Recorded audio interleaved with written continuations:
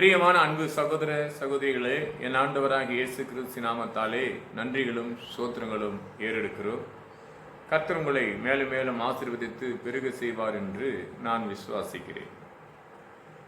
இந்த கடைசி காலங்களில் நடக்கிற ஒவ்வொரு காரியங்களும் நினைக்கும் போது, இந்த உலகத்தில் அனுதினம் எடுக்கிற செய்திகளை பார்க்கப்படும் போது, இந்த தேசம் 2025ஆம் ஆண்டில் என்ன நடக்கும் என்று நமக்கே ஒரு மனதில் ஒரு சிந்திக்கக்கூடிய ஒரு சூழ்நிலையை தேவன் ஏற்படுத்துகிறார். அப்போ என்னத்துக்கு சிந்திக்கும்படி ஏற்படுத்துகிறார் என்று சொன்னால், பலத்தினாலும் பலக்கரத்தினாலும் முடியாததை பரிசுத்த ஆவியானால் முடியும் என்று சகரியா 4ஆம் அதிகாரம் 6ஆம் வசனத்தை படிக்கிறோம். அப்போ எப்படி முடியும்? ஜபந்தான். அப்போ சில வசனங்கள் படிக்கப்படும் புதிய ஏற்பாட்டின் வழியாக படிக்கும்போது, பிலிப்பியர் புத்தகத்தை படிக்கும் போது 4ஆம் அதிகாரம் 6ஆம் வசனம் படிக்கும், எதை கொடுத்து நீ கவலைப்படாமல் ஸ்தோத்திரத்தோடு எனக்கு நீ இதை தெரிவி என்று சொல்லி இந்த பிலிப்பி புத்தகத்தில் படிக்கிறோம். இப்போ நம்ம என்ன தெரிவித்துக் கொண்டிருக்கிறோம் என்று சொன்னால், நம்முடைய சுயநலமே முக்காவாசி தெரிவிக்கும். வாழ்க்கையில் ஏற்படுகிற சுயநலமான சிந்தனைகள் நிறையா இருக்கும். யார் நிமித்தமாக எதையாவது ஒரு சுயநலமாக நம்ம பேசிக்கொண்டே இருப்போம். இந்திய தேசத்துக்காக நம்ம எப்போது நினைக்கிறோமா என்று கேட்டால் நினைக்க மனது வராது. இல்லை நடக்கிற குறித்து கவலைப்படுகிறோமா என்று கேட்டால் கவலை வராது. ஆனால் எப்போதுமே நான் நினைச்சு கொண்டிருக்கிறது தன்னுடைய சுயநலத்துக்காக சுயமானதை சிந்தித்து கலங்கி தவிப்பதில் முன்மாறியாக இருக்கும்.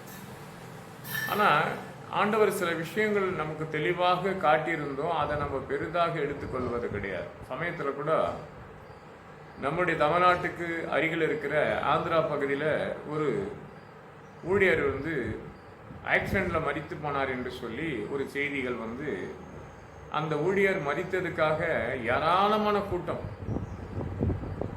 அவருடைய மரணத்தினுடைய கல்லறைக்கு கொண்டு போகப்படும் போது அதனுடைய ஒழுக்கம் ரொம்ப நல்லா இருந்தது. அப்போ அவர் மேலே நேசித்து வச்சது காரணம் என்னன்னும் போது, நீ கடந்து போய் அநேகரை சீசராக்கி பிதா குமாரன் பரிசுத்த நாமத்தால் ஞானஸ்தானத்தை கொடு என்று மத்திய 28ஆம் அதிகாரத்தில் சொல்லப்பட்ட வார்த்தையின்படி 19ஆம் வசனத்தின்படி நடக்குது. வேற என்ன பண்ணார்னா, நீதிமொழி புத்தகத்தில் 19ஆம் அதிகாரம் 17ஆம் வசனப்படி ஏழைக்கு இறங்குறவன் கர்த்தருக்கு கடன் கொடுப்பான் என்று இந்த வசனத்தின்படி அவர் பண்ணியிருக்கிறார். இந்த ரெண்டு விஷயத்தை கொடுத்தாங்க. பார்க்கும்போது ஒன்று, ஏழைகளுக்கு உதவி செய்ய பல கிராமங்களை சந்தித்திருக்கிறார். படிப்புக்கு உதவி செய்ய முடியாத பல குடும்பத்துக்காக பகிர்ந்து அந்த பிள்ளைகளை சந்திக்கப்படும் போது உணவுக்கு குறைப்பட்ட ஜனங்களுக்கு உணவு ஏற்படுத்தி கொடுக்கத்தக்கமோ, ஒரு மனிதனுக்கு வாழ்வாதாரத்துக்கு எதெல்லாம் வேண்டுமோ, கல்வியா இல்லை சரிகிற சுகமோ மருத்துவமனை காரியமோ ஏதோ ஒரு விஷயத்துக்கு அந்த ஊழியக்காரர் என்ன பண்ணியிருக்காரு, நிறைய உதவி செய்திருக்கு ஆந்திரா பகுதியில். அவர் இருக்கிற காலத்தில் அது நடக்கலை. அது பெரிய மகிமையாக அவர் கொடுத்து வெளிப்படுத்தவில்லை. நான் ஒருவேளை வெளிப்படுத்தியிருந்தாலும் எனக்கு தெரியாது. நான் பார்த்தீங்கன்னா படிப்பறிவில்லாத ஒரு கழுதை. இந்த படிப்பறிவில்லாத கழுதையை தேவன் 26 ஆண்டுகளாக நடத்தி கொண்டு வரார். அப்போ அநேக காரியத்தை கொடுத்து என் வாழ்க்கையில் செய்த ஊழியங்கள் நிறைய இருக்கும். அப்போது எப்பவும் நான் எனக்குள்ள ஒரு சொல்லுவாங்கள்ல, ஆசைகள் எதிரான்னு சொன்னால் ஏழைகளை சந்திப்பதும் ஏழைகளுக்கு உதவி செய்வதும் தான் என்னுடைய ஆசைகள். இந்த ஏழையின் வழியாக செய்து வர அநேகளுக்கு வர பாடுகள் ஒவ்வொன்றும் பார்த்தீங்கன்னா பெரிய ஒரு பாதிப்பாக இருக்கும். அந்த உலகமே நம்மளை பார்த்து சொல்லக்கூடியதை போல இருக்கும். அப்போ அந்த உலகத்தில் பாதிக்கப்பட்ட ஜனங்களுக்கு ஓடி அழிந்து திரிகிற எத்தனை ஊழியக்காரர்களுக்கு பெரிய பாதிப்பு எப்படி வந்தது என்று கேட்டால் பல எதிர்ப்புகள் உருவாகும். அன்பு அரவணைக்கு இந்த உலகத்தில் நீங்கள் தேடினா கூட கிடைக்காதுங்க. ஆண்டவராக இயேசு கிறிஸ்துவை நோக்கி பார்க்குற முகங்களுக்கு அது தானாக ஏற்படும். எல்லாரும் இன்னைக்கு பார்த்தா ஏழைகள் எளியருக்கு செய்யணும்னு சொன்னால் பலவிதமான காரியத்தை கொடுத்து பேசி கொண்டிருப்பாங்க, ஒரு கூட்டமாக சேர்ந்து கொண்டிருப்பாங்க. ஆனால் அந்த கிறிஸ்துவனுடைய நோக்கங்கள் என்ன, அதனுடைய சுவிசேஷம் என்ன, அது எப்படி அதை பற்றி கொண்டு கடந்து பயணிப்பது ரொம்ப கஷ்டமானது. அப்போ அந்த ஆந்திரா நடந்த விஷயத்தை கொடுத்து ஒரு பகுதி நம்ம நினைக்கும் போது இந்த ஊழியக்காரன் நினைத்து வேதத்தில் ஒருவரை பார்க்கக்கூடிய ஒரு சூழ்நிலை ஏற்படுகிறது. இங்கே பிலிப்பியர் புத்தகத்தில் 4:6 விடும், எதை கொடுத்தும் கவலைப்படாது ஸ்தோத்திரத்தோடு எனக்கு தெரிவி என்று சொல்வதை போல இந்த உலகத்தில் வாழ நாட்களில் பார்க்கும்போது ஒருவர் செய்கிற ஒவ்வொரு அதிசயங்களும் சில இடத்துல தேவனுக்கு பிரியமில்லாது இருக்கும்போது கோபத்தால் செய்ய ஒரு காரியத்தை, ஒரு ஜபத்தை கூட பார்க்க முடியும். எப்படி ஸ்தோத்திரம் பண்ணியிருப்பாரு, உடனடியே எப்படி நடந்தது. 3 வருஷம் 6 மாதங்கள் தேசத்து மேல் மழை இல்லாத போகும்படி அவர் கட்டளை அப்படிப்பட்டதாக இருக்கு. அப்போ 1 ராஜாக்கள் புத்தகத்தில் 17ஆம் அதிகாரத்தை பார்க்கும்போது அங்கே அகாப்புன்னு ஒரு மனுஷன் இருக்கிறா. அவரை சந்திக்கக்கூடிய சூழ்நிலைலாம் தேசத்து மேல கட்டளைகள் எதிர்பார்க்குது. நடந்த விதங்கள் ஒரு பிரச்சனையாக மாறும்போது தன்னறியாமல் அவனுக்கு மனதில் ஏற்படுகிற கோபம் பெரிதாக இருக்கிறது. அது நம்ம படிக்கிறோம் 1 ராஜாக்கள் புத்தகத்தில் 17ஆம் அதிகாரம் முதல் வசனத்தை பார்க்கும்போது அவனுடைய கோபத்தினால் இட்ட கட்டளை 3 வருஷம் 6 மாதம் மழை இல்லாதபடி போகுது. இந்த 3 வருஷம் 6 மாதத்தில் கடலுக்கு பக்கத்தில் ஆற்றுக்கு அருகில் இருந்து காக்காயை கொண்டு போஷிக்கப்பட்டான். எலியா எப்படி சாப்பிட்டான்?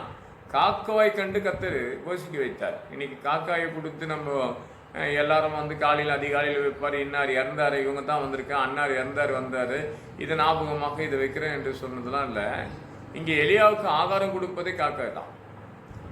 நீ 1 ராஜாக்கள் 17ஆம் அதிகாரம் 10ஆம் வசனம் பார்த்தனா அது நடந்துக்கிற விதங்கள், அந்த 7ஆம் வசனம் 8ஆம் வசனம் 9ஆம் வசனம் படிச்சுன்னு வந்தா காக்கா எப்படி போஷித்து வந்தது. இதுக்கப்புறம் தண்ணி ஒன்னில்லாத வறட்சி நிலமாக அந்த ஆற்று தண்ணி குறையப்படும் போது இதை விட்டுட்டு மறுதேசத்துக்கு போகக்கூடிய ஒரு கட்டளை. அங்கே ஒரு விதவியை சந்திக்கப்படும் போது விதவியை அந்த ஒரு கலசம் தண்ணி கேட்கும் போது தண்ணி எடுக்க கடந்து போன விதவியின் இடத்துல என்ன கேட்குறாரு? கொஞ்சம் ஆகாரத்தையும் கேட்குறாரு. அப்போ அந்த ஆகாரத்தை கேட்கப்படும் போது அவர் என்னிடத்தில் இருப்பதை நானும் என் பிள்ளையாண்டும் அதை ஆகாரத்தை எடுத்து உண்டு மரித்து போலான் என்று நினைக்கிறோம் என்று சொன்ன அந்த விதவியை மறுபடியும் சொல்கிறேன், நீ கொடு என்று சொன்னமே. கொடுத்த விதவிக்கு மழைக்காலம் வர மட்டும் பஞ்சங்கள் தீர மட்டும் அந்த குடும்பத்தில் எண்ணியமாகவும் குறையமால் வளர்ந்தது என்று சொல்லி இருந்தது என்று சொல்லி நம்ம படிக்கிறோம்.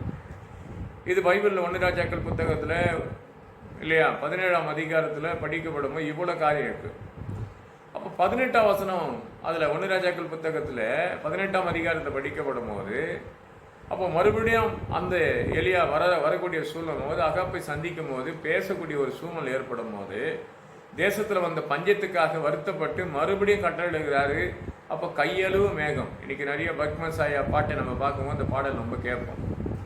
அப்போ அந்த கையளவு மேகத்தை கட்டளிட்டு பெரிய அளவுக்கு மழையை கட்டளிடும் போது ஆனால் அந்த அகாப்பனுடைய மனைவி அவளை கொல்லும்படியாக சில காரியத்தை ஏற்படுத்துவாள்.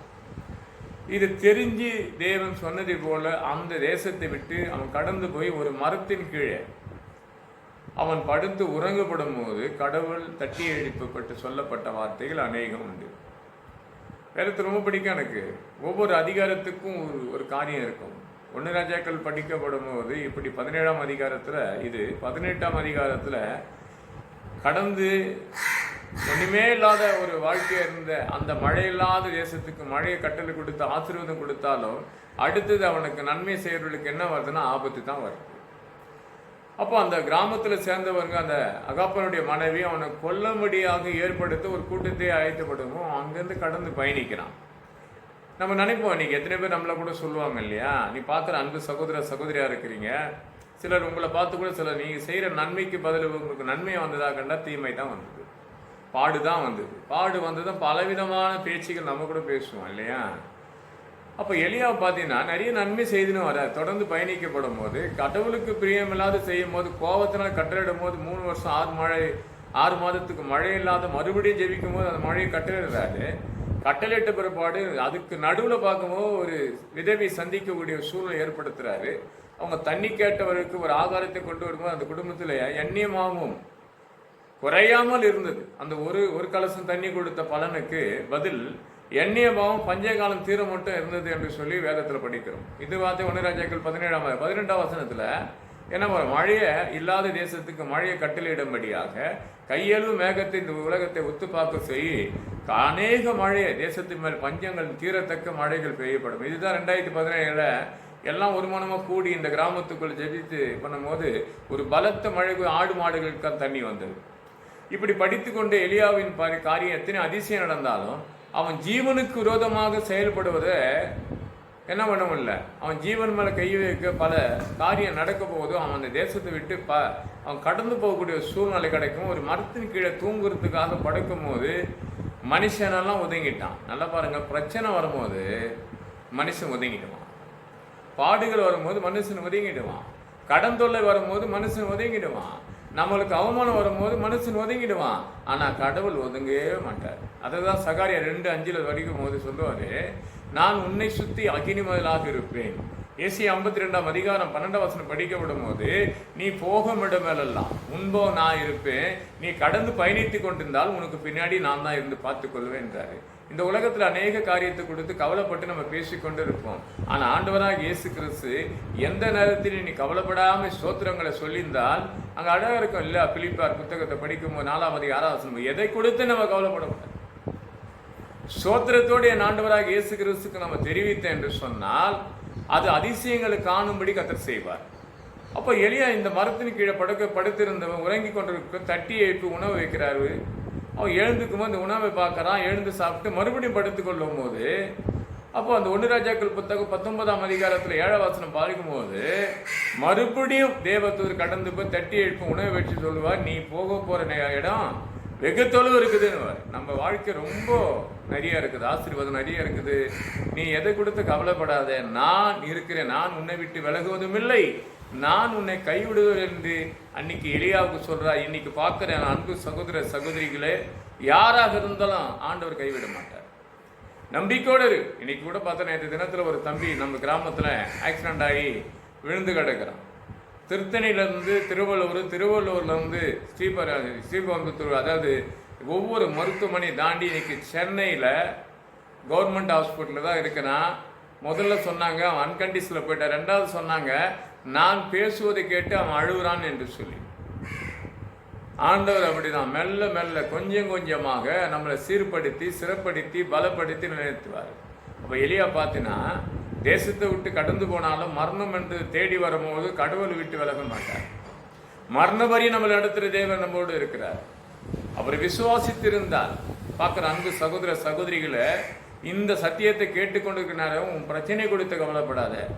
உன் வருத்தத்தை நீ அநேக அவமானத்தை பற்றி நீ கவலைப்பட்டு கொண்டிருக்கிற, உன் வறுமையை கொடுத்து கவலைப்பட்டிருக்கிற, உனக்கு வர சொப்பனத்தை கொண்டு பயந்து கொண்டிருக்கிற, உனக்கு எதிராக நடக்கிற எத்தனை எதிரான மந்திர சூன்யம் கொண்டு பயந்து கொண்டிருக்கிற, கர்த்தர் முன்னிருந்து பண்ணுவார். 2 நாளாகமம் புத்தகத்தில் 20 ஒரு வசனம் இருக்கும். நான் ஷார்ட்டா முடிக்கிறேன். அங்க யோசேப்புக்கு விரோதமாக ஒரு கூட்டம் வரும்போது அவனால நான் என்ன செய்வேன்னு எனக்கு தெரியலன்ட்டான். இந்த எதிரான ஜனங்களுக்கு எதிர் நிற்க எனக்கு தெரியாது, எனக்கு பலம் கிடையாதுன்றான். அப்போ பார்க்கும்போது அப்போ 2 நாளாக 20 யுத்தம் உன்னதல்ல கர்த்தருடையது, இந்த வாழ்க்கை உன்னதல்ல கர்த்தருடையது, இந்த குடும்பம் உன்னது இல்லை தேவனுடையது. இந்த குடும்பத்தை பராமரிக்க இந்த சகோதரத்தன்மையை ஒருமனமாக கூட உன் வாழ்க்கையை வாழ்வாதாரத்தை உயர்த்துகிற ஆண்டவராக இயேசு கிறிஸ்து கூடியே இருக்கிறார். ரொம்ப பைபிள் ரொம்ப அழகா இருக்கும். இங்கே எலியாவை கொடுத்த ஒரு இடத்துல சொல்ல மாதிரி இங்கே யோசேப்பை பற்றி அழகாக இருக்கும். அப்போ அநேக காரியத்தை கொடுத்து ஒவ்வொரு விஷயங்கள் எதிர்ப்பான மனுஷன் பேரா இருக்கும். அப்போ யோசேப்பு எவ்வளோ கலங்கி இருப்பான் பாருங்க. அவன் கலங்கி தவித்து இருந்த மனிதன் 2 நாளாகமம் 20 12 படிக்கப்படும் போது இந்த ஏராளமான ஜனத்துக்கு என்ன செய்யணும் எனக்கு தெரியல, உபவாசம் போட்டு இருக்கிறான். அதுல 15 நீ கடந்து போ, யுத்தம் கர்த்தருடையது. என் ஆண்டவராய் இயேசு கிறிஸ்து எதை நினைத்து கொண்டு கவலைப்பட்டு கொண்டிருக்கிற உன் சஞ்சலத்தை மாற்றி அவர் சந்தோஷப்படுத்துவார். உன் துக்கத்தை அவர் சந்தோஷம் மாற்றக்கூடிய காலம் இது. எதை கொடுத்து கவலைப்படாது. நான் எதெல்லாம் வருத்தப்படுறதோ கிடையாது. எதுவாக இருந்தாலும் பிலிப்பியர் புத்தகத்தில் சொன்னது போல எதை கொடுத்து கவலைப்படாத, எல்லாத்துக்கும் ஆண்டவராக இயேசு கிறிஸ்து ஸ்தோத்திரத்தோடு தேவனுக்கு தெரியப்படுத்து. அவருக்கு தெரிவித்தால் போதும். நம் குறைகளை அவர் நிறைவாக்கி பார்க்கிற அன்பு மகளே, அன்பு மகனே, பார்க்குற ஊழியக்காராக இருக்கலாம். நான் உங்களுக்கு ஒரு செய்திகள் அனுப்புகிறேன். இந்த தேசத்தில் இந்த கிராமத்தில் திருத்தணி பகல் ஒரு தம்பி ஆக்சிடென்ட் ஆகி, இது போல் நிறைய ஆக்சிடென்ட் ஆகி நிறைய பேர் மறித்து போனால் இந்த விண்ணப்பத்தை தெரியும். வாலிப 19 வயசுக்கு மேற்பட்ட பிள்ளை அவன் அந்த பைக்கில் கடந்து போய் பெரிய ஒரு ஆக்சிடென்ட் ஆகி எனக்கு அன்கண்டிஷனில் இருக்கிறான். இப்போ அதை பார்க்குறான், கேட்குற சத்தம் கேட்குது, அவன் அழுகுறான்ற ஒரு செய்தி வந்ததை போல் அவன் பார்க்குறான் பேசுகிறான்ற செய்தி வரணும். உன் ஜெபமும் இந்த உலகத்துக்காக ஜெபிக்கணும். இந்த உலகத்தில் ஒவ்வொரு வாலிபர்களுக்காக ஜெபம் பண்ணுங்க, அதோடு இந்த பிள்ளைக்கும் ஜெபம் பண்ணுங்க. கர்த்தர் உங்களை மேலே மேலே ஆசீர்வதிப்பார். இந்த சத்தியத்தை கேட்டு உங்களுக்கு உள்ளத்தில் தேவன் திறந்தார் என்று சொன்னால் ஆமென் என்ற ஒரு வார்த்தையை ஆண்டவருக்காக கொடுங்க. கர்த்தர் உங்களை மேலும் மேலும் ஆசீர்வதிப்பாராக. ஜெபம் பண்ணுவோம். என் அன்பால் நேசிக்கும் நல்ல பிதாவின் கிருபைக்காக சோதரிக்கிறோம், வல்லமைக்காக துதிக்கிறோம். எலியாவை விடுவித்த கர்த்தர் அப்பா, யோசேப்பை விடுவித்த கர்த்தர், இதோ இதை பார்க்கிற அன்பு சகோதர சகோதரி யாராக இருந்தாலும் அநேக காரியத்தை கொடுத்து கவலைப்பட்டு கொண்டிருக்கிறோம். உன் துக்கத்தை நான் சந்தோஷமாக மாற்றுவேன் என்று சொன்ன கர்த்தர் மாற்றி அமைச்சு உயர்த்தும் நாமம் மகிமைப்படட்டும். பெரிய கேசு பிதா. ஆமேன், ஆமேன், ஆமேன்.